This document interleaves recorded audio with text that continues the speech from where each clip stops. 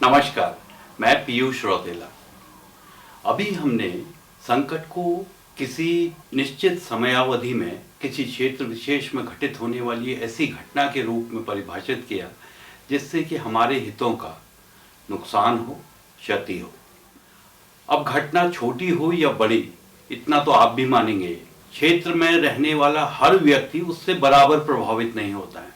कुछ लोग ज़्यादा प्रभावित होते हैं, कुछ लोगों पे असर अपेक्षाकृत कम होता है। इस परिप्रेक्ष्य में यह समझना बहुत जरूरी हो जाता है कि आपदा ये फर्क क्यों करती है। आखिर कुछ लोग क्यों ज्यादा प्रभावित होते हैं, कुछ पर इन घटनाओं के प्रभाव अपेक्षाकृत कम क्यों होते हैं।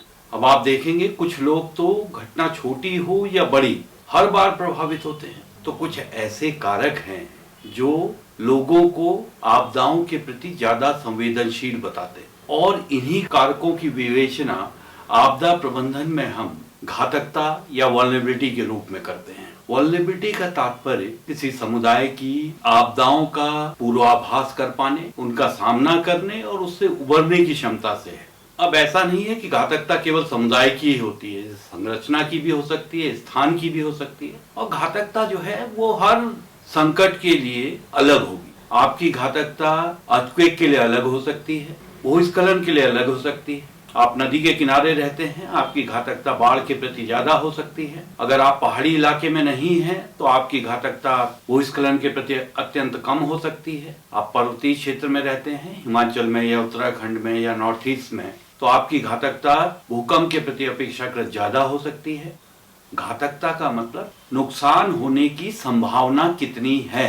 अगर कोई संकट होता है, अगर कोई हजार्ड होता है, तो आपके प्रभावित होने, आपके क्षतिग्रस्त होने की संभावना कितनी है, संरचना की या स्थान की, उसे हम घातकता के रूप में परिभाषित करते हैं। और घातकता विभिन्न कारणों से कम या ज्यादा हो सकती है। अब स्थान की बात करें तो इसे स्थान संबंधित घातकता या स्पेशियल वल्नरेबिलिटी कहते हैं। क्योंकि आप नदी के किनारे रहते हैं तो आपकी घातकता निश्चित ही बाढ़ के प्रति ज्यादा होगी।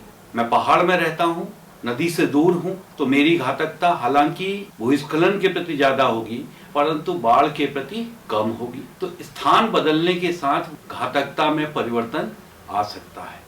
ऐसे में यदि हमें पहले से पता है कि स्थान की घातकता कितनी है तो हम समय रहते कुछ ऐसे उपाय कर सकते हैं जिससे कि वो घातकता कम हो। अगर हमारे कुछ ऐसे महत्वपूर्ण अवसंरचनाएं हैं तो हम समय रहते उन्हें सुरक्षित स्थानों पर स्थानांतरित कर सकते हैं। दूसरे, हमारी घातकता संरचनात्मक हो सकती है जिसे हम स्ट्रक्चरल वल्नरेबिलिटी कहते हैं। जिस भवन में आप मैं रहते हैं, जिस ऑफिस में हम काम करते हैं, अगर वो ठीक तरीके से नहीं बना है, अगर उसे बनाते समय उपयुक्त तकनीक का उपयोग नहीं किया गया है, भूकंप प्रतिरोधी उसमें व्यवस्थाएं नहीं की गई हैं, तो हो सकता है हमारी वल्नरेबिलिटी भूकंप के प्रति ज्यादा होगी अपेक्षाकृत उन लोगों के जो कि भूकंप सुरक्षित घरों में रहते हैं। अगर हम पहले से वल्नरेबिलिटी असेसमेंट कर लें, घातकता आकलन कर लें, तो हम समय रहते अपने घरों को, अपने ऑफिस को, अन्य संरचनाओं को रेट्रोफिटिंग करके सुरक्षित बना सकते हैं, अन्य उपाय कर सकते हैं। उसी के साथ तीसरा, कुछ स्थितियों में आर्थिक सामाजिक कारणों से, जिसे हम सोशो इकोनॉमिक वल्नरेबिलिटी कहते हैं, समुदाय की वल्नरेबिलिटी अधिक हो सकती है। कई स्थितियों में आपने देखा होगा, विशेष रूप से शहरों में या गांवों में, ऐसे समुदाय जिनकी आर्थिक सामाजिक स्थिति बहुत अच्छी नहीं है, उनको हमारा समाज ऐसे स्थानों पर रहने के लिए मजबूर कर देता है जो कि पहले से आपदा के प्रति संवेदनशील है। इन स्थितियों में इन समुदायों की घातकता कुछ आपदाओं के प्रति अत्यंत ज्यादा हो सकती है। कुछ स्थितियों में महिलाओं की, विशेष रूप से जिन पे बच्चों की जिम्मेदारी है या फिर गर्भवती महिलाएं हैं, ऐसे व्यक्ति जो बीमार हैं, बुजुर्ग हैं, जिनको सहायता की जरूरत पड़ सकती है, उनकी घातकता का स्तर ज्यादा हो सकता है। अगर हमें पहले से मालूम है कि हमारे समुदाय में कितने लोग ऐसे हैं जिनको आपदा के समय इस प्रकार की मदद की जरूरत पड़ेगी, तो हम पहले से व्यवस्थाएं करके उनके लिए कुछ विशेष व्यवस्थाएं कर सकते हैं, उनकी मदद कर सकते हैं, ताकि उनकी परेशानियां जल्द कम हो जाएं, जल्द हम उनका समाधान प्रस्तुत कर पाए। उसी के साथ चौथा जो है जिसे हम नॉन स्ट्रक्चरल वल्नरेबिलिटी या गैर संरचनात्मक घातकता कहते हैं, उन स्थितियों में भवन तो सुरक्षित रहता है, परंतु भवन की कार्यक्षमता क्षीण हो जाती है, कार्यक्षमता खत्म हो जाती है विभिन्न कारणों से।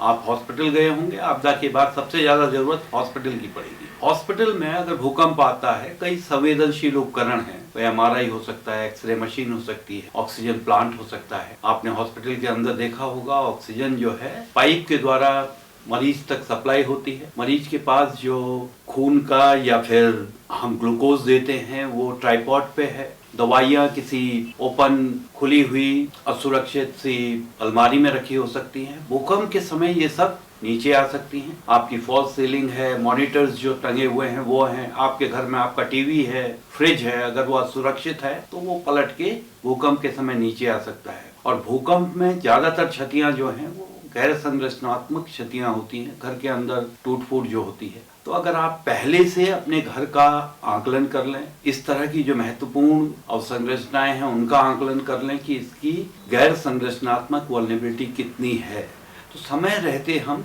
इन सब का आकलन करके कुछ ऐसे उपाय कर सकते हैं जिससे कि आपदा के समय ये सुरक्षित रहे, चाहे वो भूकंप हो या दूसरी आपदाएं। तो वल्नरेबिलिटी के बारे में जानना इसलिए जरूरी है ताकि हमें पहले से पता हो कि किस तरह की घातकता है, किस तरह के नुकसान हो सकते हैं, ताकि हम उपाय करके पहले से सुरक्षा की ओर जाएं, सुरक्षित होने की तरफ कदम बढ़ाएं।